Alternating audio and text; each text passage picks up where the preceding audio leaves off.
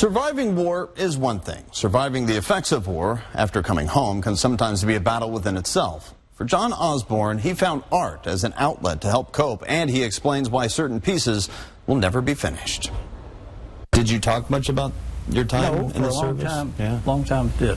John Osborne can remember his Huey helicopter missions in Vietnam, dropping soldiers off during combat assaults. I would sit and look at the faces of these young guys.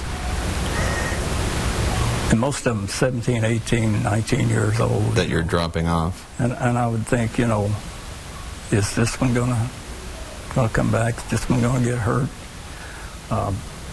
And I took some of that on myself. It's a heavy weight he carried home after the bullets stopped flying. The artwork was my place to go.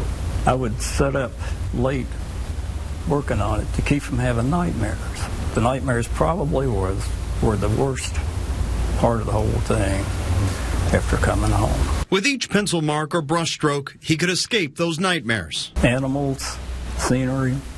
Nothing specific to Vietnam or the military? No, I didn't. But for a long time, I wouldn't touch that. When do you decide, and what was the motivation to switch over and start drawing some of these very impactful pieces? It was the reality of what I was living with, and I needed to get it out there and start dealing with it. John is set up in the corner at Patriots Landing in Dry Ridge, Kentucky. His wildlife work is here, as are his military pieces. There should be a Red Cross on the back of his helmet. Which sit unfinished for a reason. The unfinished part is we never got to finish what was started in Vietnam. After coming home from Vietnam in 1967, John saw firsthand how many soldiers from that area were treated. And it wasn't until the 1980s, in fact, that he saw some change. A young woman saw him wearing his old service shirt and asked if he was in Vietnam. John says he reluctantly told her that he was, to which she replied, "Welcome home." John currently attends monthly group meetings at the Florence VA and continues healing from his time in the war. By the way, if you have any military-centered stories in your community, reach out directly to me with details. Email homefront@wcpo.com.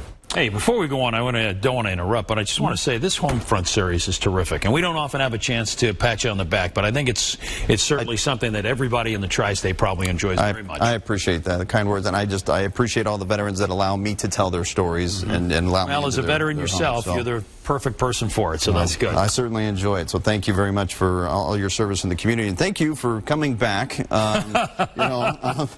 were gone for just a little bit. I don't know. After I give you this forecast, you might not want to thank me. Let's show you what's up in the 7-day.